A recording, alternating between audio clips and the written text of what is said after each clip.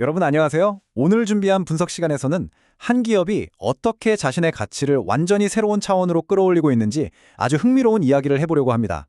전통적인 케이블 제조사에서 벗어나서 요즘 전 세계가 가장 애타게 찾고 있는 핵심 광물 그리고 고압 직류송전인 HVDC 케이블이라는 두 가지 강력한 무기를 장착한 듀얼 스레트 기업, 바로 LS 에코에너지의 전략을 하나하나 뜯어보겠습니다. 자, 그럼 바로 시작해볼까요? 본격적인 이야기에 앞서서 재미있는 질문 하나 드려볼게요. 미국의 최첨단 F-35 전투기, 우리가 타는 전기차에 들어가는 구동 모터, 그리고 베트남에 거점을 둔 한국의 전선회사. 언뜻 들으면 전혀 상관없어 보이죠? 이 세 가지를 하나로 묶어주는 연결고리가 과연 무엇일까요? 정답은 바로 글로벌 친환경 에너지 전환과 첨단 방산 산업을 잇는 거대한 공급망의 재편입니다.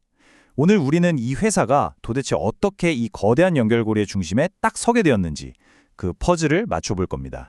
자, 이 거대한 퍼즐을 풀려면 우선 우리가 처한 지정학적 현실부터 마주해야 합니다. 수치가 정말 압도적인데요. 글로벌 연구자석 생산 시장의 무려 93%를 93%입니다. 이걸 중국이 장악하고 있어요. 나머지 전 세계 국가들을 다 합쳐봐야 고작 7%에 불과하거든요.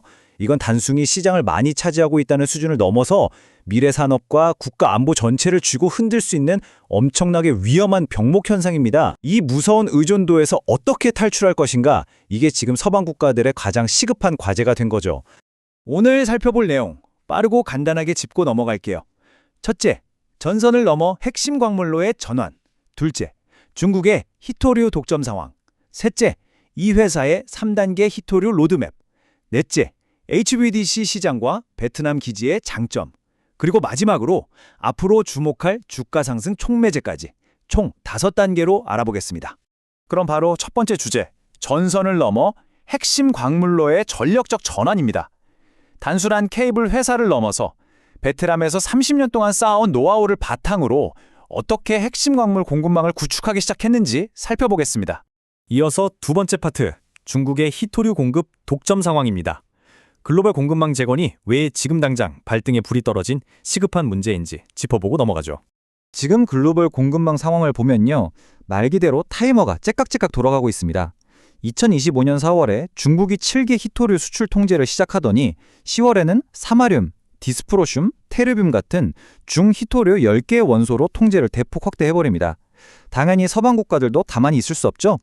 2025년 7월에 미국 국방부가 MP 머테리얼즈에 투자를 단행하고 이듬해 3월에는 일본과 호주의 합작법인이 호주 라이나스와 장기 매입 계약을 체결합니다. 이렇게 무역 긴장감이 극에 달하면서 중국을 대체할 공급망을 찾는 건 이제 선택이 아니라 철저한 생존의 문제가 되었습니다. 바로 이런 절박한 상황에서 아주 중요한 파트너가 등장합니다. 호주 라이나스의 마운트 웰드 시설인데요. 라이나스가 왜 중요하냐? 현재 중국을 제외하고 상업적 규모로 중히토류를 분리하고 정제할 수 있는 사실상 유일하게 검증된 기업이기 때문입니다.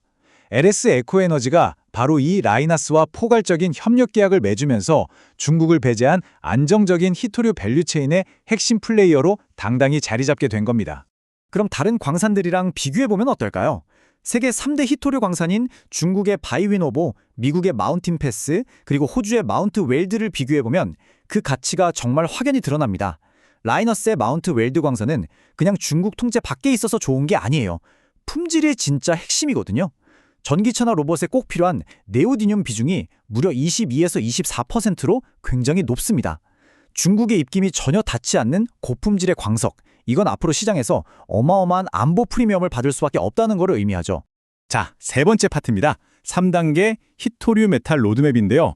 확보한 원료를 바탕으로 이 광물 사업이 구체적으로 어떻게 진행되는지 살펴보겠습니다. 이 회사가 베트남 인프라를 활용해서 아주 치밀한 3단계 전략을 짜놨습니다. 가장 급하고 중요한 1단계가 바로 2026년 하반기 목표인 사마륨 양산입니다.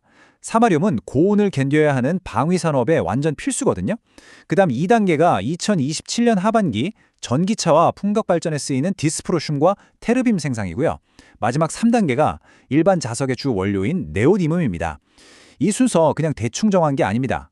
시장에서 지금 당장 가장 피말리게 부족한 곳, 바로 미사일과 전투기에 들어가는 방산용 소재부터 뚫겠다는 아주 전략적인 계산이 깔려있는 타임라인입니다.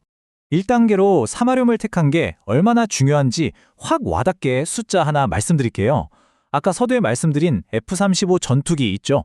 그거 한 대 만드는데 이 사마륨 코발트 연구 자석이 들어가는데 여기에 무려 22에서 33kg의 사마륨이 필요합니다. 최근에 전 세계적으로 지정학적 분쟁이 타지면서 미사일 같은 국방 물자 재고가 뚝 떨어졌잖아요.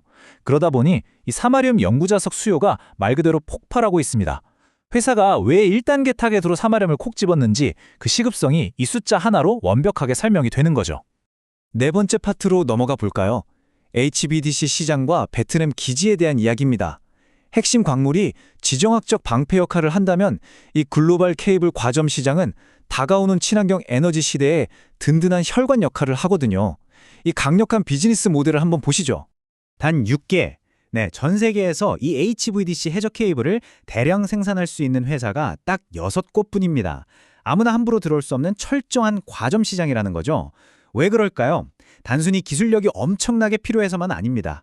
각국 전력청으로부터 우리 케이블 20년 이상 끄떡 없습니다 하고 안전성이랑 품질을 보장받아야 하는데 이 인증 사이클을 통과하는 것 자체가 어마어마한 진입 장벽이거든요.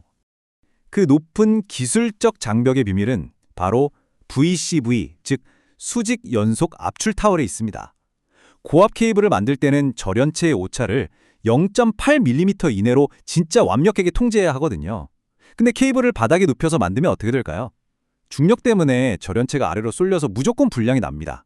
그래서 아파트 수십 층 높인 200m짜리 거대한 타워를 세워놓고 케이블을 위에서 아래로 수직으로 떨어뜨리면서 아주 정밀하게 코팅을 하는 겁니다. 엄청난 자본과 수직 엔지니어링 기술이 필수적인 그야말로 초고난도 공정이죠. 자, 결국 이 전 세계 6개 기업들 사이에서 승부를 가르는 결정적 요인은 가격 경쟁력입니다. 그리고 여기서 베트남이라는 위치가 말 그대로 완벽한 지리적 치트키가 됩니다.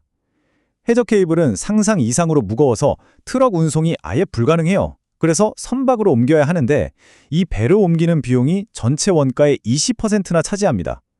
그러니까 항구를 바로 끼고 있는 베트남 기지는 물류비 절감에 있어서 압도적일 수밖에 없죠. 게다가 공장 짓는 비용도 미국의 3분의 1 수준에다가 인건비와 전기료도 싸죠. 또 아세안과 호주 시장을 노리기에도 위치가 기가 막힙니다. 공장 위치가 곧 가격 경쟁력인 이 산업에서 베트남은 그야말로 완벽한 정답인 겁니다. 게다가 더 재미있는 건요, 멀리 수출 나갈 필요도 없이 베트남 내수 시장 자체가 엄청난 기회라는 겁니다. 베트남은 전력 생산 시설이 대부분 남부 쪽에 몰려 있는데 정작 전기를 제일 많이 쓰는 곳은 북부 수도권 지역이에요. 전기를 만들고 쓰는 곳이 완전히 다르죠. 그래서 베트남 정부가 이 불균형을 해결하려고 남북을 쫙 잇는 거대한 장거리 송전망, 무려 약 15조 원 규모의 HVDC 프로젝트를 추진하고 있습니다. LS 에코에너지 입장에서는 그냥 자기 집 앞마당에 어마어마한 시장이 열리고 있는 셈입니다.